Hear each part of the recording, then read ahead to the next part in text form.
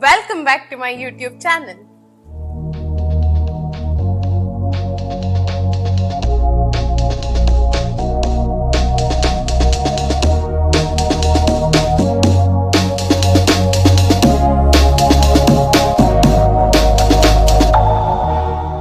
Welcome back to Control Alt Life with Vandana, a place where we hit control to take control of our lives, Alt for an alternative perspective, and life to cherish every moment that this journey has to offer to us. In my last video, we talked about what an API is and its different types with simple examples. In case you missed it, I highly recommend you checking it out first.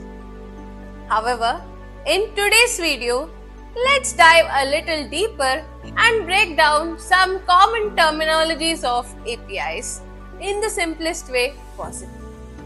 Think of this as an API dictionary that helps you understand API conversations better. Let's get started.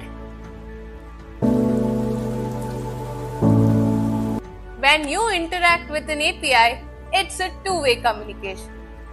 A request, which is like seeking the information from the API, and the response is getting the answer back from your API.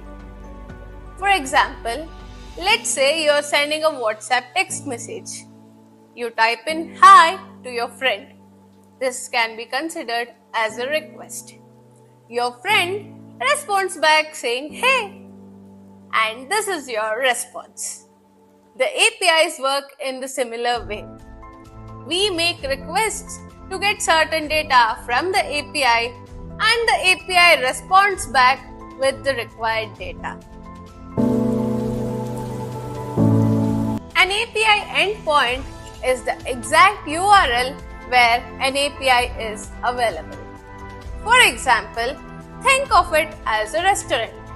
There are various sections available in a restaurant. But if you don't know from where you can order the food, then how will you get it? Similarly, for the APIs, endpoints are the exact locations where your request needs to be sent to get your data. APIs follow four main actions just like we do in our real life. Let's understand this with a basic example of ordering food in a restaurant. So the first HTTP method is GET, like fetching the information. You can consider this like reading your menu at the restaurant. The second HTTP method is your POST method, like posting the data to the API. So in our restaurant example, this can be considered as placing an order of your food at the restaurant. Third is your PUT method, which is updating the existing information on your database. And coming back to our restaurant example, here you can say modifying your existing order. And finally, the delete method, which is like deleting the data from your database. And similarly with our example, it's like removing an item from your order at the restaurant. Let's also consider few more examples to understand this better. If you're searching a movie on Netflix, it is an example of get HTTP method. While you're posting a new photo on Instagram, it's nothing but an example of our post HTTP method.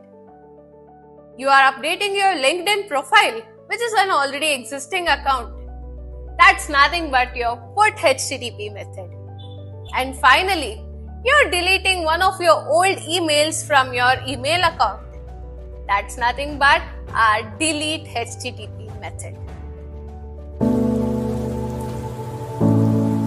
An API key is like a hotel room key, where only the person with the right key can enter the room. Similarly, in concept of APIs, API keys are the secure keys which are used to access the API data securely. This authentication is very much essential for any API in order to protect the data on the database from tampering. For example, if an app wants to use Google Maps API for its location tracking purpose, it needs to have the correct API keys to access the data securely.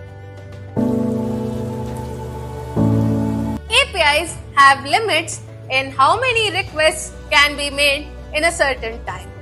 This is called rate limiting. For example, let's consider an elevator can allow maximum up to 5 persons at a time. Suppose there are more than 5 people, what happens that time? We'll wait for the first 5 people to get in, reach their destination, and the elevator comes back to the same place so that the next set of people can get in, right? Similarly, APIs also have limits.